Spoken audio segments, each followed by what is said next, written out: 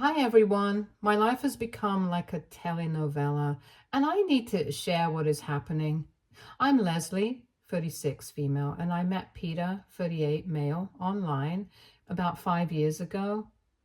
It all started on a gaming forum of all places. We both shared a love for classic RPGs, and our conversations quickly moved from debating game mechanics to sharing personal stories. Peter was witty and insightful, always making me laugh with his dry humor. It didn't take long for us to exchange private messages, and before I knew it, we were texting and calling each other every day. Our first date was at a cozy cafe in my neighborhood. I remember feeling nervous but excited to finally meet him in person. Peter showed up with a bouquet of sunflowers, which he remembered I mentioned liking in one of our chats. That attention to detail swept me off my feet. As we got to know each other better, it became clear that we had a lot in common beyond our love for video games. Peter was a software engineer with a passion for hiking, just like me. We spent weekends exploring nearby trails and bonding over our shared appreciation for nature. Our relationship grew steadily, fueled by mutual respect, trust, and a deep emotional connection. After about a year of dating, Peter surprised me with a weekend getaway to a quaint bed and breakfast in the mountains. It was there under the starry night sky that he got down on one knee and asked me to marry him. I was overwhelmed with joy and said yes without hesitation. The next few months were a whirlwind of wedding planning and excitement as we prepared to start our lives together. Our wedding day was everything I had dreamed of and more. Surrounded by our closest friends and family, we exchanged vows in a beautiful garden ceremony. Peter looked handsome in his suit, and I couldn't stop smiling as we promised to love and support each other forever. Since then, our marriage has been filled with ups and downs like any relationship. We faced challenges together, supported each other through tough times, and celebrated each other's successes. Peter's quirky sense of humor used to brighten my day, and his unwavering support used to be my rock. However, things changed when about 2 years ago, Peter vanished without a trace. It was devastating for me. One day he was there, and the next, he was just gone. He didn't leave a note or say anything to anyone. I was heartbroken and confused, not knowing what to do. I tried so hard to find him. I called his phone over and over, but it went straight to voicemail. I sent countless texts and emails, hoping for any kind of response. When I didn't hear back, I started reaching out to his family and friends. They were just as clueless as I was. No one had heard anything from him. His parents were distraught and his friends were shocked. The not knowing was the worst part. I couldn't sleep or eat. My mind was always racing with thoughts about what might have happened to him. Was he hurt somewhere? Was he in trouble? Had he been in an accident? There were moments when I thought he might be dead, and that fear consumed me.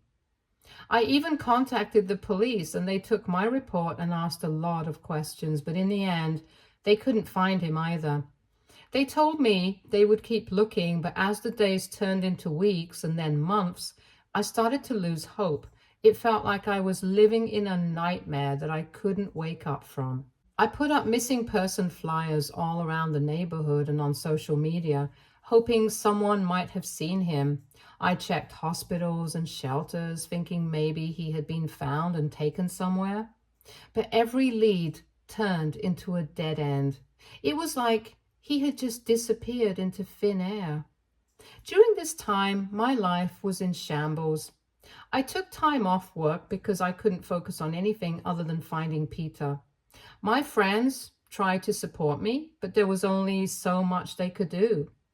I felt so alone, carrying the weight of this loss and the uncertainty of what had happened.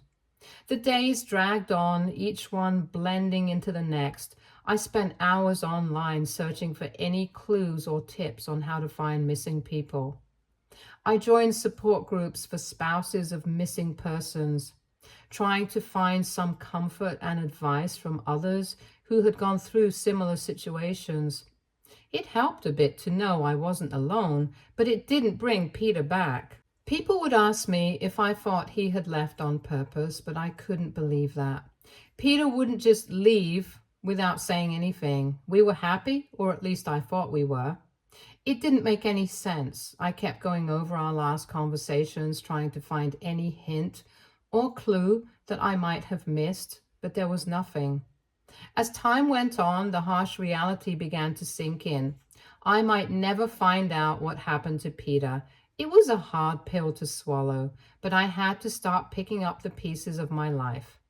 I went back to work and slowly tried to rebuild some sense of normalcy, but there was always a part of me that was missing. I was ready to give up until one day I got a call from Peter's mother, Rose, 63, female. She asked me to come to their house for a meeting. I felt a glimmer of hope, thinking maybe they had finally heard something about Peter. When I arrived at their house, Rose and Peter's father, Adam, 65, male, welcomed me warmly. They looked worried but tried to put on brave faces. We sat down in the living room and they asked how I was holding up. I could see the concern in their eyes, and it felt good to have someone care about what I was going through. After some small talk, Rose took a deep breath and said they had just heard some news about Peter. My heart started pounding. I was shocked and asked him where he was and if he was okay. Rose looked at Adam before telling me that Peter had run away to be with his ex. As it turns out, he was actually married to his ex, something he didn't tell me or his parents about. He cheated on me with her. When she got pregnant, he ran away to be with her. I was devastated. Peter's parents told me how sorry they were and assured me they had no idea about his secret life. They looked as hurt and confused as I felt. I asked them how they found out. They explained that Peter had asked one of his cousins to send some documents he needed from his parents' house. When the cousin came to get the documents, he accidentally let it slip. Rose and Adam were in shock, just like me. They had always thought Peter was an honest person. This news shattered their trust in him. I sat there trying to process everything. The man I loved, who I thought I knew so well, had been living a double life. It was like something out of a soap opera, but it was happening to me. I felt betrayed and humiliated. All those nights I spent worrying about him, thinking he might be hurt or worse.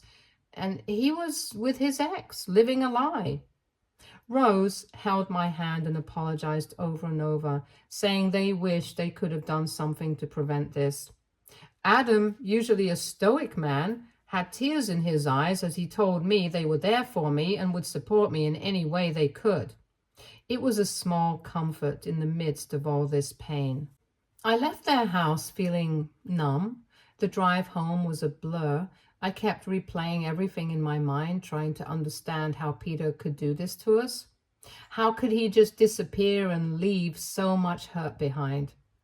Over the next few days, I went through a roller coaster of emotions. I was angry, sad, confused. I thought about confronting Peter, but I didn't even know where to start. His parents said they would keep me updated if they heard anything more from him, but I wasn't sure if I wanted to know. The person I had loved and missed for 2 years was not who I thought he was. Friends and family reached out, offering their support. They were just as shocked as I was.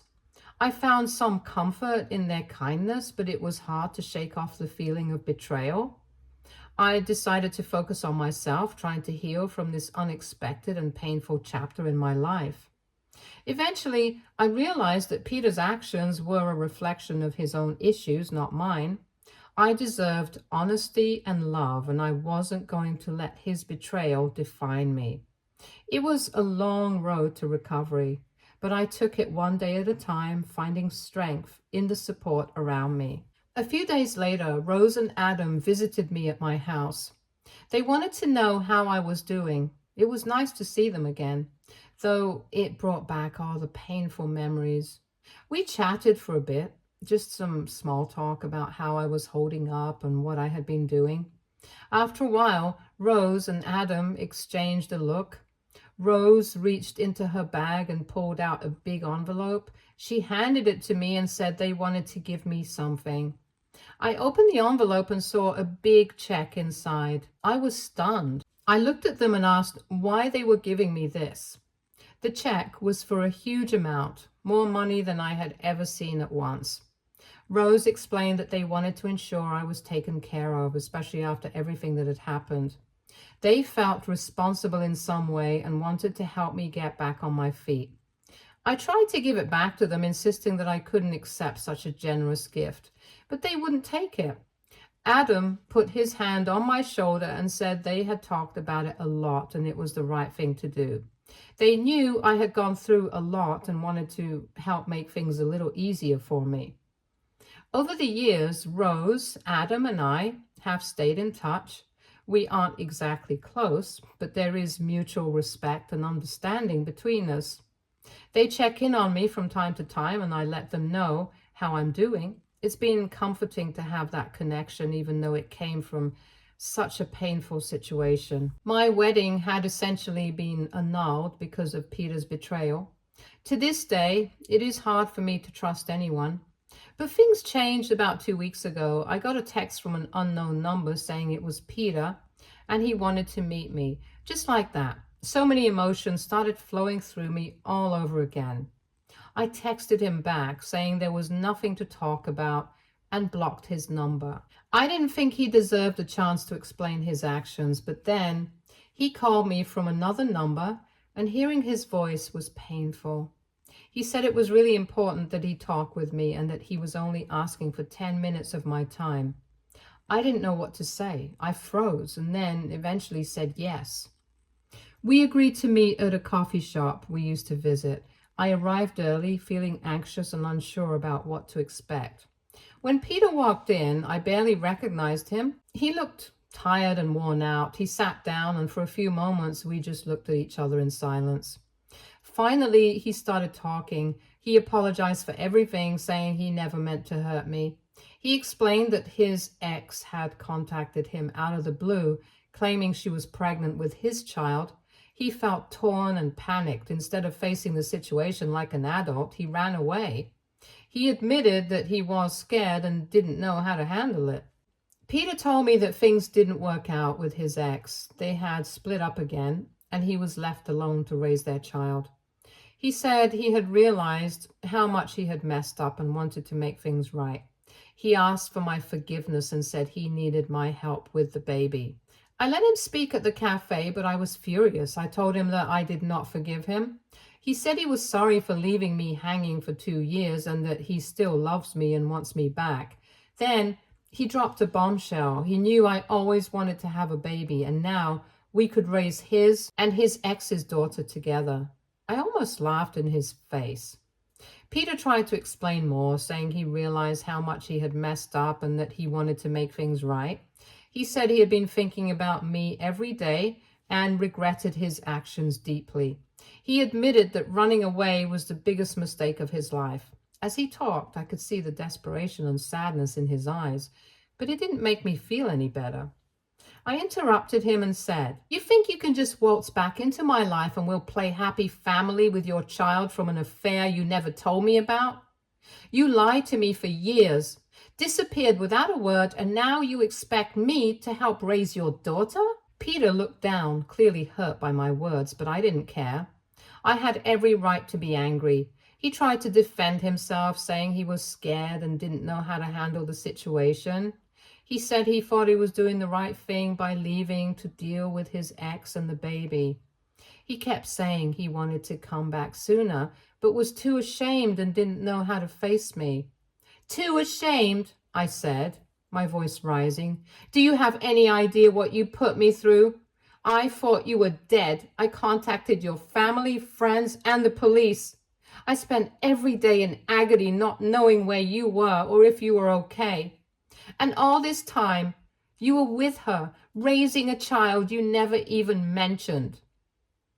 Peter looked like he was on the verge of tears. He kept apologizing, saying he knew he had hurt me deeply and that he would do anything to make it right.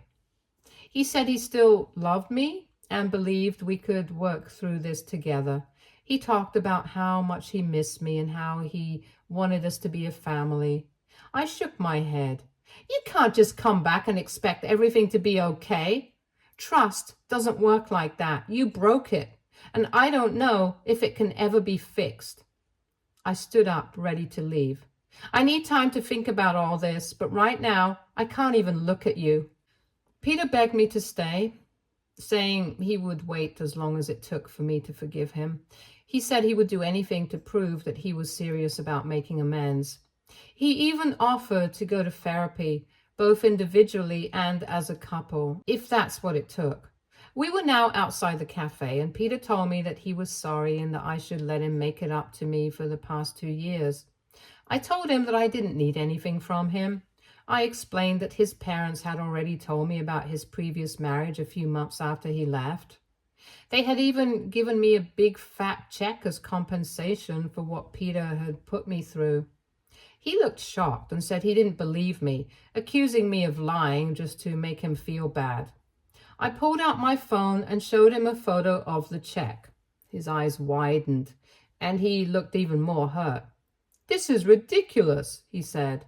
"Why would you accept money from my parents?" I took a deep breath and replied, "I didn't want to, but they insisted. They felt so guilty for what you did that they practically forced it on me. And anyway, I don't need to explain anything to you." Peter tried to say something else, but I was done. I turned around and walked away, not looking back.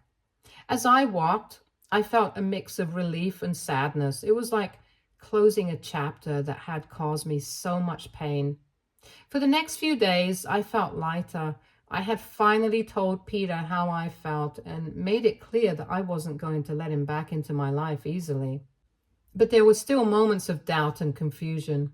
I wondered if I had done the right thing by meeting him, and if I should have given him a chance to explain more. However, just a few days later, he was right outside my door. He was furious and demanded that I give back the check. Now, I should let you know that I haven't cashed it yet. Peter insisted that I should return the check to him immediately. I calmly told him that his parents gave it to me and that I didn't owe him anything. Peter then claimed that his parents gave me the money as part of his will and that now he was being kicked out of it.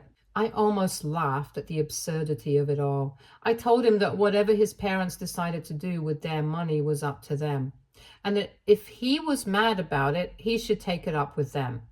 Peter said that he had already talked to them and they had essentially told him to leave them and the family alone. He said the money was the only thing he had left. I told him to get out and shut the door in his face. As I closed the door, I could hear him yelling that he would sue me, claiming that I had stolen his money. He continued to yell for a few more minutes before finally leaving. The whole encounter left me feeling a mix of anger and disbelief.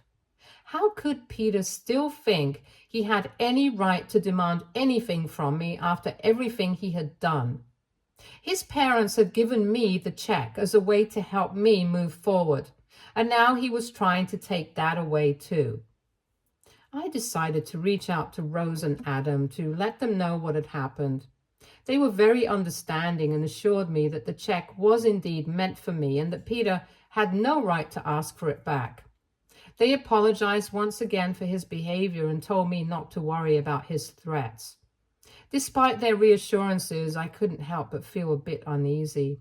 The idea of Peter suing me seemed far-fetched, but his persistence was unnerving. I decided to consult with a lawyer just to be safe. The lawyer confirmed that I had nothing to worry about and that Peter's threats were empty. I'm feeling really overwhelmed right now. Peter has been relentless. He keeps calling me, my family, my friends from different numbers. Every time I block him, he finds a new way to contact me. It's like I can't escape him. Peter's relentless behavior has been incredibly distressing. He's been bombarding not just my phone, but also my family's and friends' phones with calls and messages. It feels like there's no escape from his constant attempts to reach me. When I block one number, he immediately switches to another. Sometimes he leaves voicemails pleading for me to talk to him. Other times he sends long emotional texts trying to guilt trip me into responding. It's exhausting to constantly be on edge, wondering when the next message or call will come through. He's even tried reaching out through social media, sending friend requests and messages to me and my contacts. I've had to tighten my privacy settings and block him on every platform, but he finds new accounts to contact me from. I've considered involving the authorities, but I'm hesitant because I'm not sure what legal options I have in this situation. It's a delicate balance between wanting to protect myself and not wanting to escalate the situation further. I feel like I'm constantly looking over my shoulder, anxious about when he'll strike next. It's taking a toll on my mental health and well-being. I just want to find a way to make it stop and regain some sense of normalcy in my life. Does anyone have any suggestions on how to handle this situation? I feel like I'm running out of options and I just want some peace and quiet. Your advice would really help me right now. Update 1. Hi everyone, I'm really grateful for all the support and suggestions you've given me. Thankfully, Peter hasn't been bothering much lately. I think Rose and Adam must have had a serious talk with him and convinced him to leave me alone. It's been a relief to finally have some peace. However, I find myself thinking a lot about everything that's happened.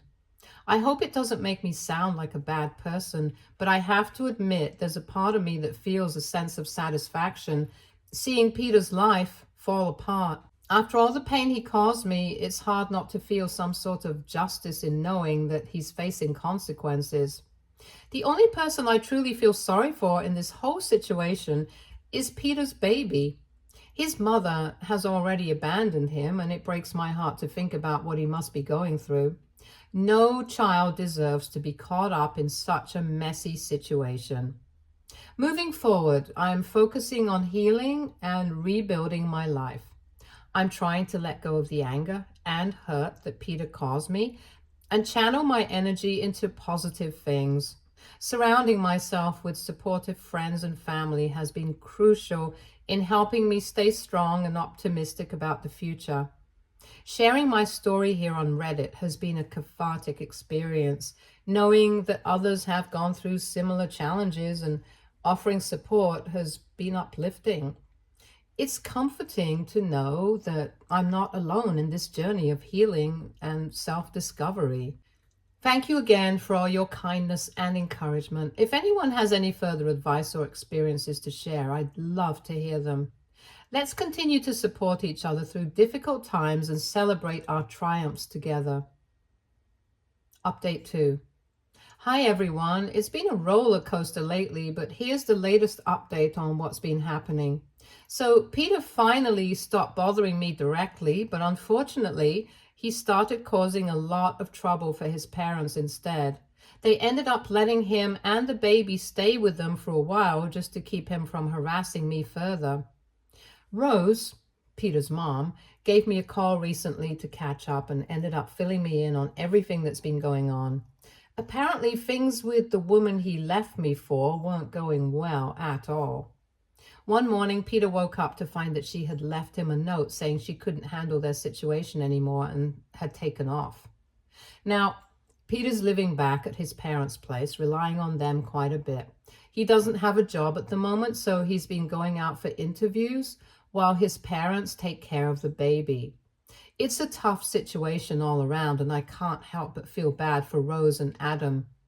They're taking on a lot, especially at their age, and it must be really challenging for them. I've been trying to focus on moving forward and rebuilding my life amidst all of this. It's not easy, but having some distance from Peter has given me a bit of relief. I'm grateful that his parents stepped in to manage the situation, even though it's undoubtedly been stressful for them. I've also been taking steps to ensure my own well-being. I've tightened up my security measures to block Peter's attempts to contact me, And I'm keeping records of everything just in case I need them in the future. It's important to prioritize my peace of mind after everything I've been through. If anyone has been through similar experiences or has advice on how to handle situations like this, I'd love to hear from you. Your support and insights mean a lot to me during this challenging time. Thanks for listening, and I'll keep you updated as things progress. Update 3. Hi everyone. I have some new updates to share, and unfortunately, it seems like Peter has disappeared once again. About a week after my last update, Rose reached out to me with some concerning news. She called to ask if I had heard from Peter because he had suddenly gone missing. He told his parents that he was going out for a while, but he hadn't returned home since then. They've tried calling and texting him multiple times, but there's been no response. When they went to check his room, they noticed that his clothes were missing too. It looks like he may have left without any intention of coming back. This has left Rose and Adam deeply worried, especially because Peter was supposed to be taking care of his baby during this time. They're now really concerned that he might have abandoned the baby. They're at a loss for what to do next and are considering filing a report with the police to see if they can locate Peter and ensure the safety of the baby. It's a heartbreaking situation for them, and I can only imagine how difficult it must be for them right now. As for me, this latest turn of events has brought up a mix of emotions. While I'm relieved that Peter isn't actively causing trouble for me anymore, I can't help but feel sorry for his parents and the baby caught up in all of this turmoil. I went to visit Rose and Adam and saw Peter's baby for the first time. My heart goes out to him. It's tough to think about a little one having to deal with being abandoned by his parents. Rose and Adam opened up to me about their situation. They've come to terms with the fact that they're going to be the ones raising the baby now. Despite everything that's happened with Peter, they still have a lot of love and care for their grandchildren. It's clear that family means a lot to them, and they're doing their best to provide a stable and loving home for the baby. Seeing them with the baby was bittersweet for me. On one hand, it's heartwarming to see grandparents stepping up and doing what's best for their grandchild. On the other hand, it's a stark reminder of the difficult circumstances that brought us all to this point. Rose and Adam have taken on a lot of responsibility, and it's not easy for them. They're navigating the challenges of caring for a baby again, especially under such unexpected and emotional circumstances. They're adjusting their lives to make sure the baby has everything he needs, from diapers to late night feedings. I'm trying to support them as much as I can during this time. We've had some heartfelt conversations about the future and how they're coping with everything. It's a tough road ahead, but they're determined to give the baby a happy and secure upbringing. Update 4. Hey everyone, I wanted to share a final update on everything that's been happening. It's been a whirlwind 2 months since Peter disappeared. Rose and Adam decided not to file a police report after Peter's sudden departure. They did receive a call from him where he admitted that he couldn't handle the responsibility of being a parent and hoped his parents would care for the baby.